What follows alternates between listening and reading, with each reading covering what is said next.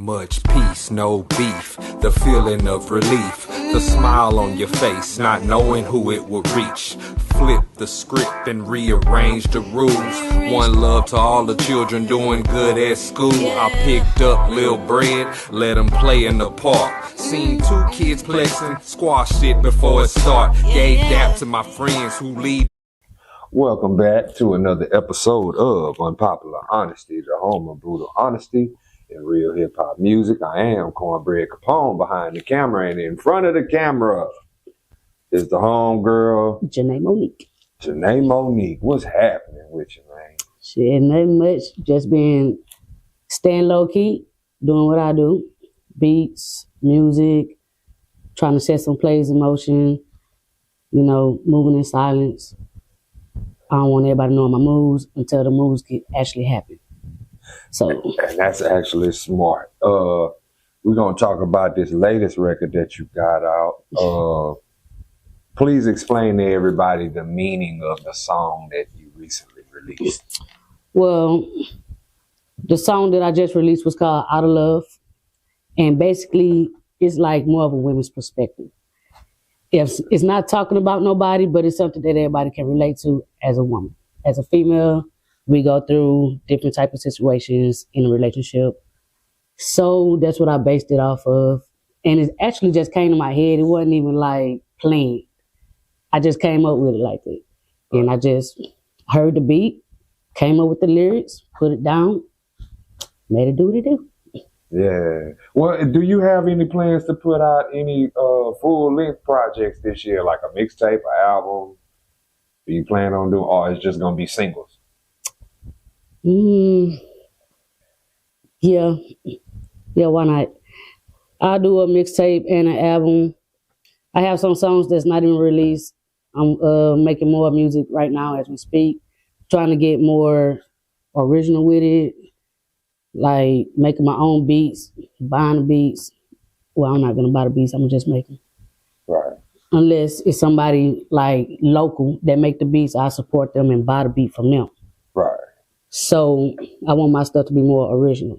So with that being said, yes, I am going to release a mixtape and an album at the same time. Yeah, I can't wait to hear that. I want to ask you something because I've been knowing you for over a decade now.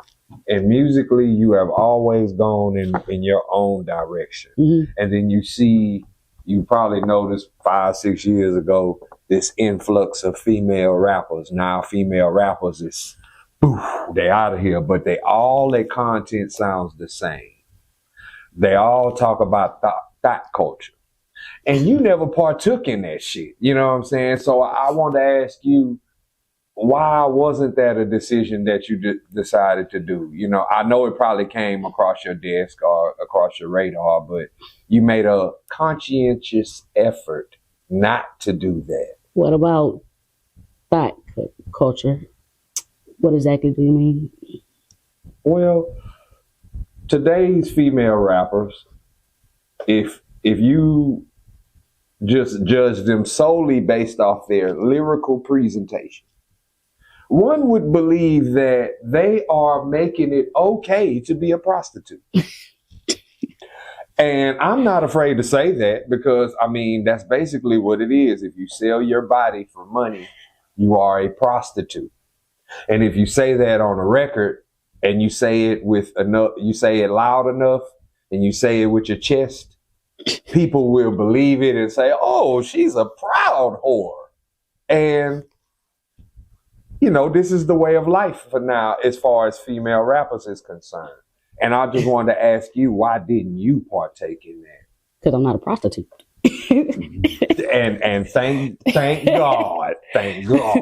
But for what? If they want to be a prostitute, what you think they're going to speak on? If they out here fucking doing this, doing that, they're going to speak on their lifestyle. That's all they know. Okay. They have people that talk about that too, but they are not prostitutes. They just good with changing up their wordplay and stuff like that too. They could talk about it, but they could also talk about real life situations too at the same time. But if you're just a hoe, you're just gonna talk about hoe shit. Right. You're gonna be talking about getting your ass. You're gonna be talking about shaking your ass, shaking your titties, stealing somebody's man, doing this because that's all the fuck they know. And that's not all I do. So, and I'm not a prostitute. Right. Well, as far as your music is concerned, well, do you have any plans outside of music? Because now, you can go into the movie route, you can go do clothes, you can go do so many different things because rap music is a vehicle for you to travel in and drive to another destination and make something out of yourself. Do you have any plans outside of music that you plan to do or? Music is really my passion. I mainly do my music. It's like my diary. I put all my personal problems into my music. So listen to my music, you'll probably get to know me without me even telling you nothing about me. I plan on doing, a clothing line and stuff like that. I'm gonna get the paperwork and everything for everything before I do anything. And see, I'm getting my degree and stuff too for music production. I don't plan on stop doing music at all. So I'm gonna still be doing beats, graphic designs, rapping, writing, clothing line. I want to actually make this into a business, to be honest with you. So basically, you could say I'm gonna be still working with music and out of music at the same time, but it's all dealing with music. Yeah. Well, is there anybody that you jamming right now that you just can't stop listening to their music right now? Like local wise? Like local wise. Yeah. My girl Hevo, y'all already know. I fuck with her tough. Right. And I really don't feel like nobody rocking with her on that type of level right now. The things she talk about, I don't feel like nobody is on that level with her genre, her age group, and stuff like that. But who else? I feel like it's really just Hevo for right now. Tom T, I fucks with him too. I fucks with his music, and he be killing some shit like for real. So, and when I went to that little show that Tom T had me go out to, I met some more artists. What's her name? Ray 1K. Man, she killed that damn song. Like when I say she went out there and did her shit, my nigga, it was like she was a celebrity already. So I got to meet like a few more people. My homeboy, he doing some good ass music too. Kid D, Kid Valley. I fucks with a lot of people tough. I can't remember everybody's name, so I can't say everybody's name. But everybody know who I fuck with. So shout out to everybody that I do fuck with. And I do gotta ask you this question. I mean, because the last time I talked to you, it wasn't until after the interview was done I realized that we did not mention our brother. But for those out there who don't know or haven't heard of CMO, please tell them because, that story must be told, I feel. You know what I'm saying? Well, which one know first? Well, without getting too deep, you know what I'm saying? We just gonna generalize it for those who they might be fans of music and might not have heard of CMO or might not be aware of his contribution to Beaumont rap music. Well, for one, CMO was a good ass artist. He was cool with so many people. He was trying to bring people together that was falling apart before he passed away with the music shit. Heavy ass smoker. Made the best edibles. Not eating that again though. A true hip hop head, like for real. Like he listened to UGK, Wu-Tang. Is not no hip hop artist that he did not know. But he fucks with everybody tough too. He actually helped me with my mixing skills a little bit. I just started playing around with it more often, got used to it. But he mainly helped me with my graphic designs too and working on my delivery more as well. So he was like, a soulmate, a teacher, a friend, and everything to me. And he was like the bestest friend to everybody that knew him. So he had respect. And that's what it's really all about. Your respect got to be earned, and he really did earn his. Yeah. Man, we getting to the point to where the stories of artists, especially those artists who are no longer here, is need to be told. There's a documentary that is currently being made about myself. There's a documentary currently being made about my brother. Would you like to see a documentary, an authentic documentary about the life and times of CeeMo? Yeah, sure. I mean, now, of course, when you dealing with a documentary, you got to deal with, what's being said, what's not being said, who's involved, who's not involved. I feel like that's some heavy shoes to fill, but if I have to do it myself, which I'm not sure if that's going to be the route or not, if I have to, I will. You know what I'm saying? But now I want to do it with respect, and I want to do it with the graces of those who still represent his legacy. That would be you. That would be his family. I would like to try to, you know what I'm saying? If I can't do it, definitely somebody else could, because that story needs to be told. You know what I'm saying? I feel like it's only fair and it's only right, because the story needs to be told for history purposes. You know what I'm saying? Going forward.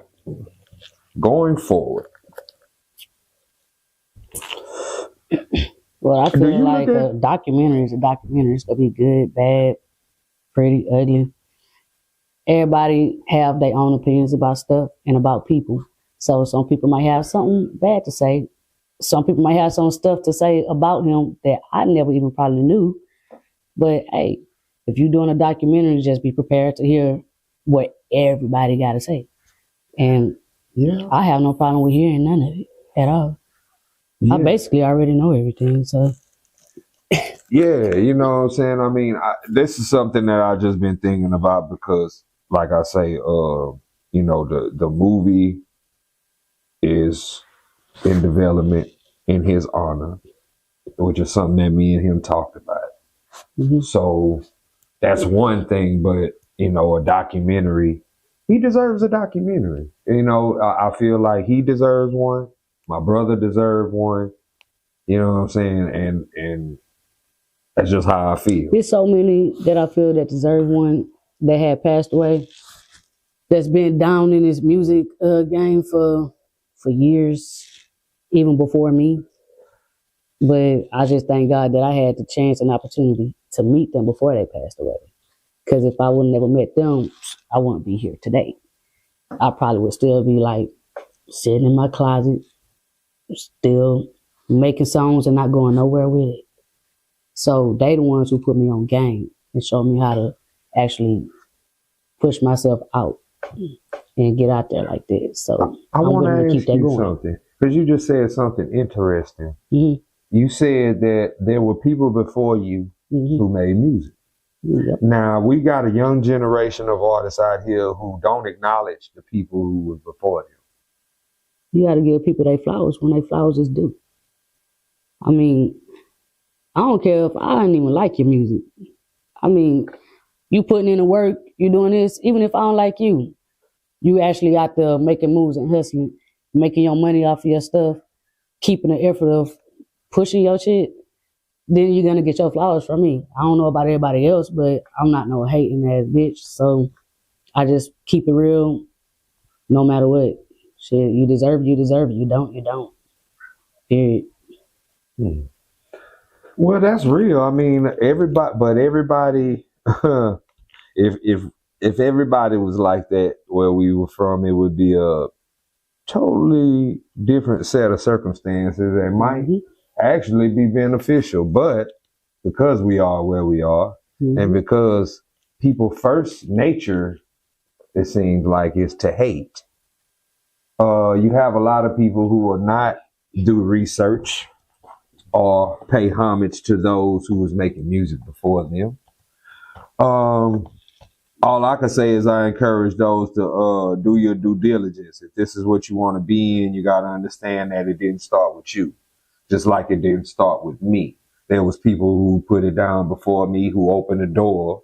Then I came and I did what I did, and I opened the door. And people after me are still doing their thing, leaving their mark, and opening the door. Mm-hmm.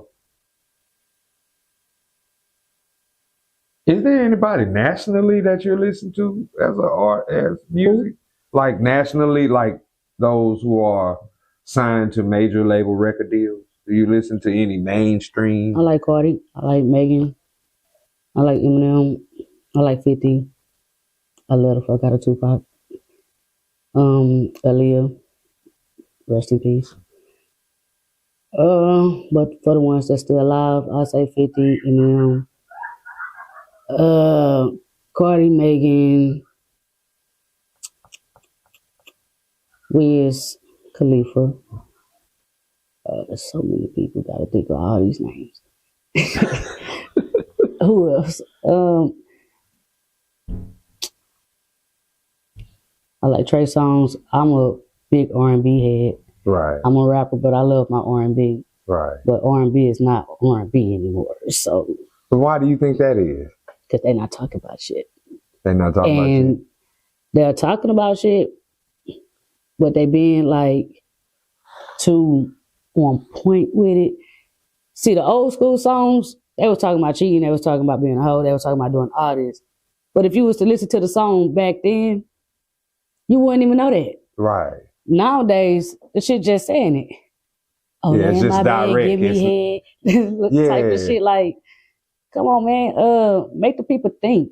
Like, don't just be out there with it. Make them think, because that song could still go other ways if you just make them think instead of just putting it out there like that. I ain't gonna lie, I did a couple songs like that because I don't care. I'm not an R&B singer. I'm a rapper. Right. I do what I want to do. So, but for the R&B people, I feel like they should try to, bring out the old ways of R&B again, because I feel like it'll actually make them, blow. Because so many people talking about R&B not the same no more. So if they have one person that could do that, I bet you that person will blow. I feel like the same thing is with rap, because you got so many rappers. If you talking about male rappers, right? Mm-hmm. All the male rappers pretty much got this one sound, one style, and everybody's trying to fit into that one lane. Same thing could be said with female rappers. You know what I'm saying? Now, all it takes is an artist from either the male side or the female side to come out and just go in the opposite direction. And I feel like you're going to blow, you're going to be known, you're going to benefit from that, because while everybody's over here doing what they're doing, look at you and what you're doing, you're the only one. Yeah. At least for the moment. You know what I mean? Yeah. So I'm glad to hear that from you. I'm glad to see that you still maintaining and still releasing music, still being consistent, still hitting the stage. It says a lot, because do you ever think about your journey? Like, from where you started all the way to where you are right now, and you be like, God damn, you know what I'm saying? Like, it has been a long road. I think about the present, the past, and the future every day. So it's not one day that goes by where I don't think about, okay, damn, Janae, at first you started off like this. Now you like this. I still listen to some of my old songs. I be laughing like a motherfucker too.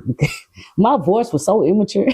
I was like, damn. And they thought this went hard. I'm like, what the hell?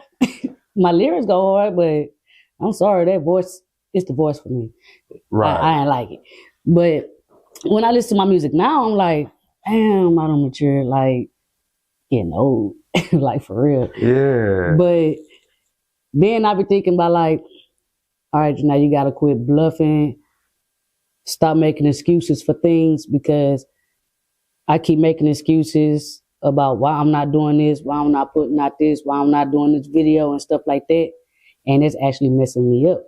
But my excuses be for good reasons. It be for my child, my job, and stuff like that. But sometimes you gotta sacrifice, and you just go ahead, give it a try, do it anyway. But I think about that too. I need to quit, laying stuff off, not doing too much like I'm supposed to be doing, because I really could have been bigger than what I am now. So yeah, I could have been bigger than what I am now if I would have just stopped procrastinating and just making excuses and stuff like that. So I think about my future too. And I have so many people telling me, Janae, stop making them excuses, man. Go out there and do it anyway. So I guess I'll just give it a try and go out there and do it then. Do what they telling me to do. See how they work. It never hurt to try. So I'm going to see where that takes me from there. Well, before we get up out of here, is there anything you would like to say? Anything you like to promote or plug? Well, like I said last time, I got a label coming out, but I'm not putting it out there yet. And I got some stuff in the works, and I'm about to work with a few artists too. I'm about to start putting myself out there. I got a lot of plays in motion. So I'm not telling now one of them yet neither. Y'all just gonna see it. So that's basically all I got to say about that. Well, on behalf of Miss Janae Monique, I am Cornbread Capone. This is Unpopular Honesty, the home of brutal honesty and real hip-hop music. And until next time, everybody, peace and love, because that's what this world needs. Yes, it does.